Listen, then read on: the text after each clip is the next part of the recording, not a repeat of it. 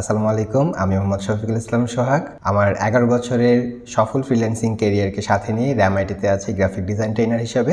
আজকের লেসনে আমি আপনাদেরকে গ্রাফিক ডিজাইনের খুবই গুরুত্বপূর্ণ একটি টপিক দেখাবো, যেটি আপনি ব্যবহার করে আপনার গ্রাফিক ডিজাইনের স্কিলকে নেক্সট লেভেলে নিয়ে যেতে পারবেন।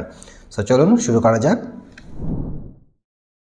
আমরা এখন যেটা করব সেটা হচ্ছে একটা ইমেজকে মাল্টিপল শেপের মধ্যে রাখবো। ইমেজ একটাই বাট মাল্টিপল শেপ দিয়ে সেটাকে আমি রিপ্রেজেন্ট করব।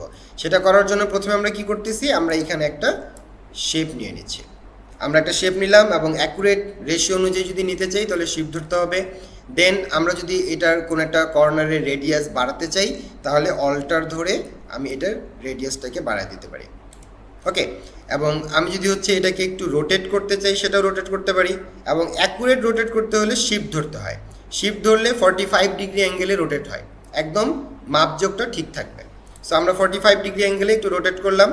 এবার এটার মধ্যে যদি আমরা কি করতে চাই, একটা ইমেজকে ক্লিপ করতে চাই, তাহলে আগের নিয়মে আমরা কিভাবে ক্লিপ করতে পারি, আমাদের ইমেজের যে কালেকশন, সেই কালেকশন থেকে আমরা একটা ইমেজকে ড্র্যাগ অ্যান্ড ড্রপ করে এটার উপরে ছেড়ে দিলাম। তাহলে ড্র্যাগ অ্যান্ড ড্রপ করে ছেড়ে দেওয়ার পরে আমাদের প্রথম কাজ কি, কমিট করতে হবে। সো আমরা এটাকে কমিট করে নিচ্ছি।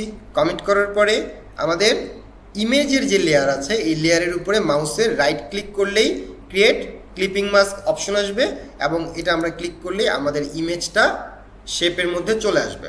কিন্তু এবার আমাদের এখানে কাজ হচ্ছে যে আমাদের একটাই ইমেজ, কিন্তু আমি মাল্টিপল জায়গাতে এটা দেখাতে চাচ্ছি। এখন এইখানে মনে রাখতে হবে যে আমরা এখানে শুধুমাত্র শেপটা নিয়ে কাজ করব, ইমেজে হাত দিব না, ইমেজে হাত দেওয়া যাবে না, ঠিক আছে।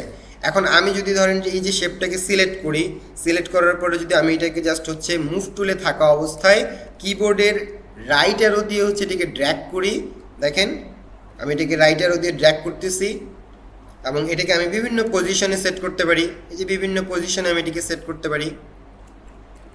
এই যে দেখেন ইমেজ কিন্তু আমাদের একটাই, ইমেজটা আমাদের পুরো ডকুমেন্ট জুড়ে আছে। শেপটাকে যেখানে মুভ করতেছি ওই জায়গাটা দেখা যাচ্ছে। এখান থেকে আমরা কাকে নিয়ে কাজ করব, শেপকে নিয়ে কাজ করব। সো আমরা শেপটাকে আবারও সিলেক্ট করলাম।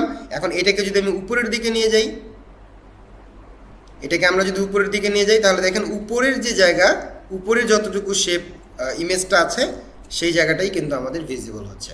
তার মানে ইমেজ আমাদের একটাই, আমরা পুরো ডকুমেন্ট জুড়ে দিছি, শুধুমাত্র আমরা মাল্টিপল শেপ দিয়ে বিভিন্ন জায়গায় সেটাকে শো করতেছি।